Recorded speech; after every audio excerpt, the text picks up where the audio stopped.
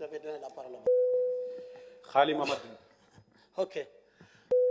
Monsieur le Président, Monsieur le Ministre, honorables députés, je voudrais ici que nous tous ayons une pensée pour le peuple de Palestine qui se fait massacrer par Israël dans une injustice totale et dans un silence radio de la communauté musulmane et arabe qui se tait sur la mort de ses frères et ses sœurs en islam.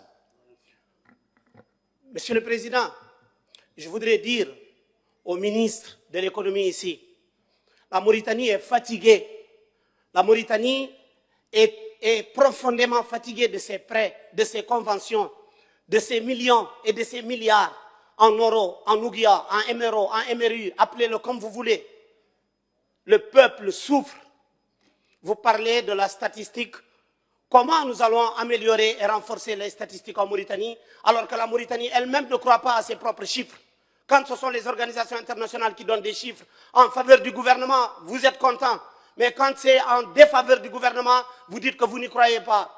Et au même moment, on part prendre des conventions, de l'argent jeté par la fenêtre. L'agriculture, venons-en, monsieur le ministre.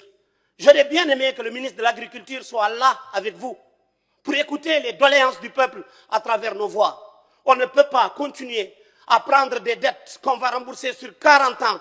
Des générations seront sacrifiées pour renforcer des hommes d'affaires qui utilisent cet argent pour construire des maisons, pendant que les vrais agriculteurs de Rosso, à Bogué, de Kaïdi, dans toute la Chemama, n'accèdent pas au minimum de matériel pour pouvoir récolter leurs semences.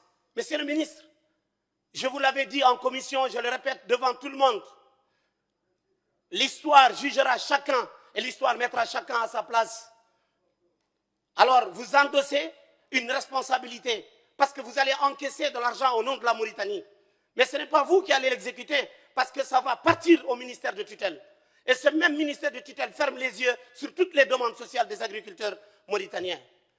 Avant de parler de renforcer l'agriculture, moi je me dis que cet argent risque de renforcer les gens qui ont exproprié les terres de Ngaoulé, les gens qui ont exproprié les terres dans la vallée, dont le gouvernement mauritanien s'était, dont des préfets, dont les noms sont connus, ont saboté les terres mauritaniennes, ont repris les terres aux propriétaires et ils les ont données à leurs neveux, à leurs fils, qui aujourd'hui sont dans la vallée, comme une occupation d'Israël à Gaza. Ce n'est pas juste, on ne doit pas l'accepter. Je pèse bien mes mots.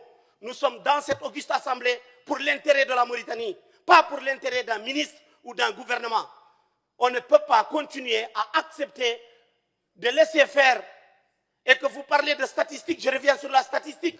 L'enrôlement, il est là, il est notifié dans la convention sur la statistique. Mais qu'est-ce qui se passe aujourd'hui? Les Mauritaniens n'arrivent pas à accéder à l'état civil. Et quand on parle, on dit où est-ce qu'ils étaient? Où est-ce qu'ils étaient? Ils sont Mauritaniens. Leur mauritanité est prouvée. Vous avez mis des commissions en place à l'intérieur du pays. Absolument rien n'est respecté. Je suis moi-même allé voir le directeur général de l'état civil, à qui j'ai exposé réellement les problèmes. Nous ne pouvons pas nous taire, nous n'allons pas nous taire face aux problèmes de la population mauritanienne. On est mandaté pour ça et on vous fera entendre ce que le peuple a besoin d'entendre et de faire passer. Wassalamu alaikum wa rahmatullahi wa barakatuh.